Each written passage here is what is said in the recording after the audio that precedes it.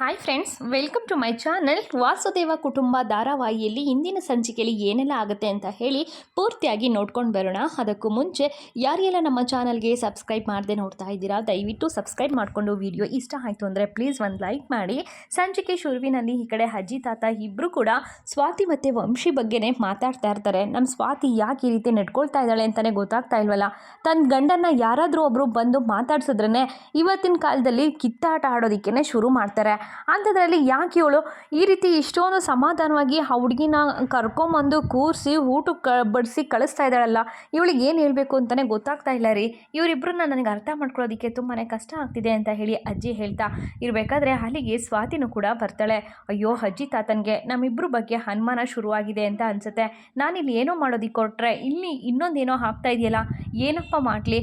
ಇಲ್ಲ, ಫಸ್ಟ್ ನಾನಿವಾಗ ಇಲ್ಲಿಂದ ಹೊರಡ್ತೀನಿ, ಆಮೇಲೆ ಇದ್ರ ಬಗ್ಗೆ ಯೋಚನೆ ಮಾಡಿದ್ರೆ ಆಯಿತು ಅಂತ ಹೇಳಿಬಿಟ್ಟು ಕೈಯಲ್ಲಿ ನಿಪ್ಪಟ್ಟು, ಚಕ್ಲಿ, ಕೋಡ್ಬಳೆ ಎಲ್ಲನೂ ಕೂಡ ಇಟ್ಕೊಂಡು ಸ್ವಾತಿನೂ ಕೂಡ ತುಂಬಾ ಬೇಜಾರು ಮಾಡಿಕೊಂಡು ಅಲ್ಲಿಂದ ಹೊರಟೋಗ್ತಾಳೆ. ಈ ಭವಾನಿ, ಯಾಕೆ ನೀನು ಈ ರೀತಿ ಎಲ್ಲದಕ್ಕೂ ಯೋಚನೆ ಮಾಡ್ತಾ ಇದೆಯಾ?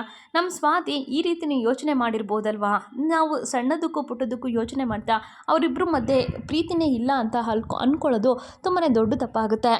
ಸ್ವಾತಿ ಈ ರೀತಿಯೂ ಯೋಚನೆ ಮಾಡಿರ್ಬೋದಲ್ವಾ ಭವಾನಿ ಅಂತ ಹೇಳಿಬಿಟ್ಟು ಏನ್ರಿ ಅದು ಅಂತ ಹೇಳಿ ಕೇಳಿದಾಗ, ಅಲ್ಲ ಕಣೆ, ನನ್ನ ಗಂಡ ಎಷ್ಟೇ ಜನದ ಹತ್ರ ಹೋದ್ರೂ ಎಷ್ಟೇ ಜನದ ಹತ್ರ ಇದ್ರೂ ಕೂಡ ನನ್ನನ್ನು ಬಿಟ್ಟು ಯಾರ ಜೊತೆಗೂ ಅವನು ಪ್ರೀತಿನ ಬೆಳೆಸ್ಕೊಳ್ಳೋದಕ್ಕೆ ಸಾಧ್ಯನೇ ಇಲ್ಲ. ನನ್ನ ಗಂಡ ಯಾವತ್ತಿದ್ರೂ ನನ್ನವನೇ ಅನ್ನೋ ಒಂದು ಭಾವನೆ ಸ್ವಾತಿಗೆ ಈಗಾಗಲೇ ಬಂದಿದೆ ಅಂತ ಅನಿಸುತ್ತೆ ಭವಾನಿ. ಅದಕ್ಕೇ ಅವಳು ಈ ರೀತಿ ನೆಟ್ಕೊಳ್ತಾ ಇರೋದು. ಎಲ್ಲೇ ಹೋಗಿ ಎಲ್ಲೇ ಬಂದ್ರೂ ಕೊನೆಗೆ ಗಂಡ ಅದವನು ಮನೆಗೆ ಬಂದೇ ಬರ್ತಾನೆ, ಅವ್ನು ನನ್ನವನು ಅಂತ ಹೇಳಿ ಸ್ವಾತಿ ಈ ರೀತಿ ನೆಟ್ಕೊಳ್ತಾ ಇರ್ತಾರೆ. ಯಾರ ಜೊತೆ ಮಾತಾಡಿದ್ರು, ಯಾರ ಜೊತೆ ನಗ್ತಾ ಹಲ್ಗಿರಿತಾ ಇದ್ರೂ ಕೂಡ ಅವಳು ಯಾವುದಕ್ಕೂ ತಲೆ ಕೆಡಿಸ್ಕೊಳೋದಿಲ್ಲ.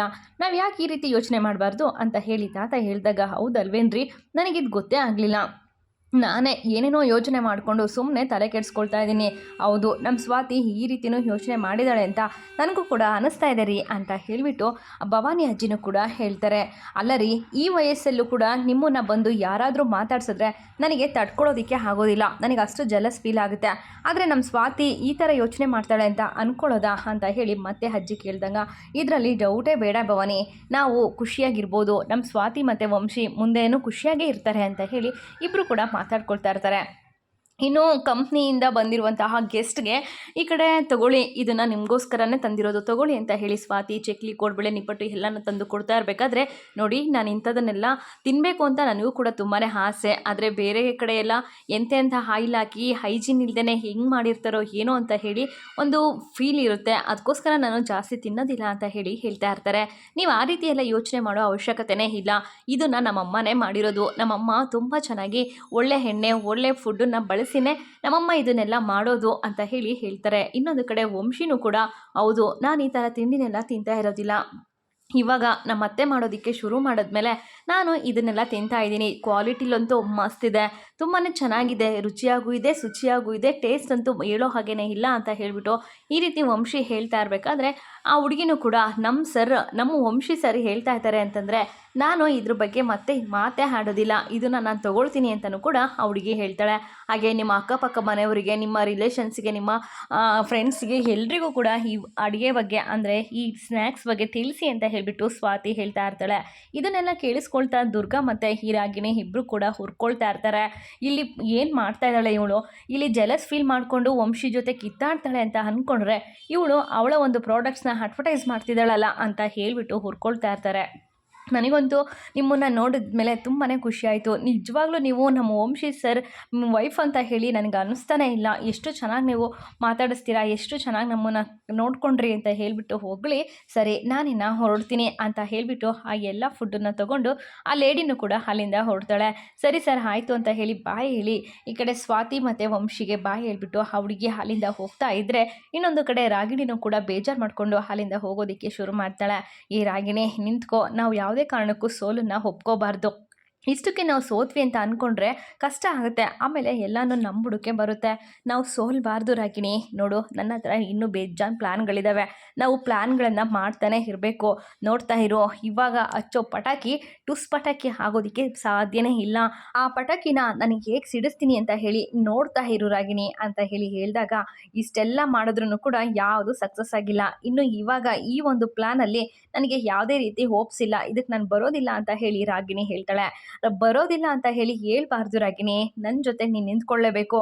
ಪ್ಲಾನ್ ಮೇಲೆ ಪ್ಲಾನ್ ಮಾಡ್ತಾನೆ ಇರಬೇಕು. ನಾವು ಯಾವುದೇ ಕಾರಣಕ್ಕೂ ಸೋಲ್ಬಾರ್ದು. ನೋಡ್ತಾ ಇರು. ಇವಾಗ ಆ ಸ್ವಾತಿಗೆ ನಾನು ಏನು ಮಾಡ್ತೀನಿ ಅಂತ ನೋಡ್ತಾ ಇರು ಅಂತ ಹೇಳ್ಬಿಟ್ಟು ರಾಗಿಣಿನ ಕೈ ಹಿಡ್ಕೊಂಡು ಹೇಳ್ಕೊಂಡು ಸ್ವಾತಿ ಮತ್ತು ವಂಶಿ ಇರೋ ಜಾಗಕ್ಕೆ ಬರ್ತಾರೆ. ಓ ವಂಶಿ, ನಿಮ್ಮ ಆಫೀಸ್ ಹುಡುಗಿ ಹೋದ್ಲೇನಪ್ಪ ಅಂತ ಹೇಳಿ ಕೇಳಿದಾಗ, ಹಾಂ ಇವಾಗಷ್ಟೇ ಹೋದ್ರು. ಏಕೆ ಏನಾಯಿತು ಅಂತ ಹೇಳಿ ವಂಶಿ ಕೇಳ್ತಾ ಇರಬೇಕಾದ್ರೆ, ಸ್ವಾತಿ ನೀನು ಸ್ವಲ್ಪ ಹುಷಾರಾಗಿರ್ಬೇಕಮ್ಮ. ಈ ಹುಡುಗಿ ನೋಡ್ತಾ ಇದ್ರೆ ತುಂಬಾ ಚಾಲಕ್ಕಾಗಿದ್ದಾಳೆ ಅಂತ ಅನ್ಸುತ್ತೆ. ನೀನು ಹುಷಾರಾಗಿರ್ಬೇಕು ಅಂತ ಹೇಳಿ ದುರ್ಗಾ ಹೇಳ್ತಾಳೆ. ಅವಳು ಚಾಲಕ್ಕಾಗಿರೋದಕ್ಕೂ ಇವಳು ಹುಷಾರಾಗಿ ಇರೋಗಿದ್ದಕ್ಕೂ ಏನು ಸಂಬಂಧ?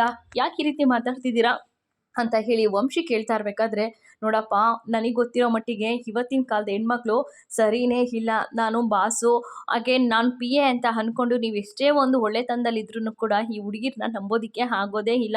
ಕ್ಲೋಸ್ ಆಗ್ತಾರೆ, ಕೊಲೀಗ್ಸ್ ಅಂತ ಹೇಳಿ ನೀವು ಕೂಡ ಅಂದ್ಕೋಬೋದು. ನಮ್ಮ ಸ್ವಾತಿನೂ ಕೂಡ ಏನು ಬಿಡು ಇವರಿಬ್ಬರ ಮಧ್ಯೆ ಏನೂ ಇರೋದಿಲ್ಲ ಅಂತ ಹೇಳಿ ಅಂದ್ಕೋಬೋದು. ಆದರೆ ನಾವು ಆಗ ಅಂದ್ಕೊಂಡಿದ್ರು ಕೂಡ ಅವ್ರ ಮನಸ್ಸಲ್ಲಿ ಬೇರೆನೇ ಇರುತ್ತೆ. ಇದು ಈ ಥರದ ಹುಡುಗಿರನ್ನ ನಾವು ನಂಬೋದಕ್ಕೆ ಆಗೋದಿಲ್ಲ ಅಂತ ಹೇಳಿ ಈ ದುರ್ಗಾ ಇಲ್ಲೇ ಇರೋದನ್ನೆಲ್ಲ ಕಟ್ಟಿ ಮಾತಾಡೋದಕ್ಕೆ ಶುರು ಮಾಡ್ತಾಳೆ. ನಮ್ಮ ಮನೆ ಹತ್ರನೂ ಕೂಡ ಈ ಥರದ್ದರೇ ಒಬ್ಬರಿದ್ದರು. ಬಾಸು ಮತ್ತು ಕೊಲೀಗ್ಸು ಇಷ್ಟೇ ಕ್ಲೋಸ್ ಆಗಿರ್ತಾಯಿದ್ರು. ಯಾವಾಗಲೂ ಕೆಲಸ ಅಂತ ಹೇಳಿ ಜೊತೆಯಾಗಿ ಇರ್ತಾಯಿದ್ರು. ಅವನ ಹೆಂಡ್ತಿನೂ ಕೂಡ ಇದೇ ರೀತಿ ನಮ್ಮ ಸ್ವಾತಿ ಥರ ಒಳ್ಳೆ ಮನಸ್ಸಿರೋ ಹುಡುಗಿ. ಅವಳು ಏನೋ ಕೊಲೀಗ್ಸ್ ಅಲ್ವಾ ಬಿಡು, ಜೊತೇಲಿ ಕೆಲಸ ಮಾಡೋರು ಅಂತ ಅಂದ್ಕೊಂಡು ಅವ್ರ ಬಗ್ಗೆ ಯೋಚನೆ ಮಾಡ್ತಾನೇ ಇರಲಿಲ್ಲ. ಆದರೆ ಕೊನೆಗೆ ಒಂದಿನ ಆ ಹುಡುಗಿ ಏನು ಮಾಡಿದ್ಲು ಗೊತ್ತಾ? ಬಾಸ್ ಕೈಯಲ್ಲೇ ತನ್ನ ಹೆಂಡ್ತಿಗೆ ಡೈವರ್ಸ್ ಪೇಪರ್ಸ್ನ ರೆಡಿ ಮಾಡಿ ಸೈನ್ ಮಾಡಿ ಕೊಡೋ ಹಾಗೆ ಮಾಡಿಬಿಟ್ಲು. ಅದೇ ರೀತಿ ಮತ್ತೆ ನಿಮ್ಮಿಬ್ಬರು ಮಧ್ಯೆನೂ ಆಗಬಾರ್ದು ನೋಡು. ಅದಕ್ಕೋಸ್ಕರ ಹೇಳ್ತಾ ಇದ್ದೀನಿ ಸ್ವಾತಿ ಮತ್ತು ವಂಶಿ, ನೀವಿಬ್ಬರು ಕೂಡ ಹುಷಾರಾಗಿರಬೇಕು ಅಂತ ಹೇಳಿಬಿಟ್ಟು ಈ ಕಡೆ ಈ ರಾಗಿಣಿ ಮತ್ತು ದುರ್ಗಾ ಇಬ್ಬರು ಕೂಡ ಹೇಳ್ತಾ ಇರ್ತಾರೆ. ಆಗ ಈ ವಂಶಿ ಇದವನು ತುಂಬಾ ಕೋಪ ಮಾಡ್ಕೊಳ್ತಾ ಇರ್ತಾನೆ. ಆಗ ವಂಶಿಯವರೇ, ನೀವು ಯಾಕೆ ಇಷ್ಟೊಂದು ಕೋಪ ಮಾಡ್ಕೊಳ್ತಾ ಇದ್ದೀರಾ? ಪಾಪ ಇವರು ನಮ್ಮಿಬ್ಬರು ಭವಿಷ್ಯದ ಬಗ್ಗೆ ಯೋಚನೆ ಮಾಡಿ ಮಾತಾಡ್ತಾ ಇದ್ದಾರೆ. ನಾವಿಬ್ಬರು ಮುಂದೆ ಚೆನ್ನಾಗಿರಬೇಕು ಅಲ್ವಾ, ಅದಕ್ಕೆ ಅಂತ ಹೇಳಿಬಿಟ್ಟು ಈ ಸ್ವಾತಿ ಹೇಳ್ತಾರೆ. ಆಗ ಹೌದಮ್ಮ, ನೀವಿಬ್ಬರು ಯಾವಾಗಲೂ ಚೆನ್ನಾಗಿರಬೇಕು. ನೀವಿಬ್ಬರು ದೂರ ಆಗೋದನ್ನು ನೋಡೋದಕ್ಕೆ ನನ್ನ ಕೈಯಲ್ಲಿ ಆಗೋದಿಲ್ಲ. ನೀವು ಚೆನ್ನಾಗಿರಬೇಕು ಅಂತ ಹೇಳಿ ದುರ್ಗಾ ಹೇಳ್ತಾಳೆ. ಇಷ್ಟನ್ನು ಹೇಳಿಬಿಟ್ಟು ಸರಿ ಬಾರಮ್ಮ ರಾಗಿಣಿ, ನಾವಿಲ್ಲಿಂದ ಹೊರಡೋಣ ಅಂತ ಹೇಳಿಬಿಟ್ಟು ಈ ದುರ್ಗಾ ಮತ್ತು ರಾಗಿಣಿ ಇಬ್ಬರು ಕೂಡ ಅಲ್ಲಿಂದ ಹೋಗ್ತಾರೆ. ಇನ್ನು ಸ್ವಾತಿನೂ ಮತ್ತು ವಂಶಿ ಇಬ್ಬರು ಕೂಡ ಇವ್ರ ಬಗ್ಗೆನೇ ಯೋಚನೆ ಮಾಡ್ತಾ ನಿಂತ್ಕೊಂಡಿರ್ತಾರೆ. ಇನ್ನು ಸ್ವಾತಿ ನಗ್ತಾ ಇರ್ತಾಳೆ. ಒಳೊಳಗೆ ನಗ್ತಾ ಇದ್ದರೆ ಇನ್ನೊಂದು ಕಡೆ ವಂಶಿನೂ ಕೂಡ ಇವ್ರಿಗೆ ಯಾಕೆ ಈ ಥರ ಯೋಚನೆಗಳು ಬರ್ತಾ ಇದ್ದಾವೆ, ಇವ್ರು ಯಾಕೆ ಈ ಥರ ಯೋಚನೆ ಮಾಡ್ತಾ ಇದ್ದಾರೆ ಅಂತ ಅಂದ್ಕೊಂಡು ಅಲ್ಲಿಂದ ಅವನು ಕೂಡ ಹೊರಟೋಗ್ತಾನೆ. ಪಾಪ ಇವರು ಇಲ್ಲದೇ ಎಲ್ಲ ಮಾತಾಡಿ ನನ್ನನ್ನು ಟ್ರಿಗರ್ ಮಾಡಿ ನಾನು ಮತ್ತು ವಂಶಿ ಇಬ್ಬರು ಕೂಡ ಜಗಳ ಮಾಡಬೇಕು ಅಂತ ಹೇಳಿ ಈ ರೀತಿ ಪ್ಲ್ಯಾನ್ ಮಾಡಿಕೊಂಡು ಬಂದಿದ್ರು ಅಂತ ಅನಿಸುತ್ತೆ. ನನಗೆ ಯಾಕೆ ಜಲಸ್ ಫೀಲ್ ಆಗಬೇಕು? ಜಲಸ್ ಫೀಲ್ ಆಗೋಕ್ಕೆ ನನಗೂ ಅವರಿಗೂ ಇರೋ ಸಂಬಂಧ ಏನು ಅಂತ ಇವ್ರಿಗೆ ಗೊತ್ತೇ ಇಲ್ಲ. ನಮ್ಮಿಬ್ಬರು ಮಧ್ಯೆ ನಿಜವಾದ ಗಂಡ ಹೆಂಡತಿ ಸಂಬಂಧ ಇದ್ದರೆ ಅಲ್ವಾ ಜಲಸ್ ಫೀಲ್ ಆಗೋದಕ್ಕೆ ಅಂತ ಹೇಳಿಬಿಟ್ಟು ಈ ಸ್ವಾತಿನೂ ಕೂಡ ಮನಸ್ಸಲ್ಲೇ ಅಂದ್ಕೊಳ್ತಾಳೆ. ಪಾಪ ಇವ್ರಿಗೇನು ಗೊತ್ತು ಅಂತಲೂ ಕೂಡ ಸ್ವಾತಿನೂ ಕೂಡ ಅಂದ್ಕೊಳ್ತಾ ಇರ್ತಾರೆ. ಇವರಿಬ್ಬರು ಯಾವಾಗ ನೋಡಿದ್ರೂ ಇವರಿಬ್ಬರು ಮಧ್ಯೆ ಬೆಂಕಿ ಹಚ್ಚೋದಕ್ಕೆ ನೋಡ್ತಾ ಇರ್ತಾರೆ ಅನ್ನೋದು ಈಗಾಗಲೇ ಸ್ವಾತಿ ಮತ್ತು ಈ ವಂಶಿ ಇಬ್ಬರಿಗೂ ಕೂಡ ಗೊತ್ತಾಗಿರುತ್ತೆ. ಅದಕ್ಕೋಸ್ಕರ ಇವರಿಬ್ಬರ ಮಧ್ಯೆ ಸ್ವಾತಿನೂ ಕೂಡ ಅಷ್ಟೇ ಅಚ್ಚುಕಟ್ಟಾಗಿ ಗೇಮನ್ನು ಆಡ್ತಾ ಇರ್ತಾಳೆ.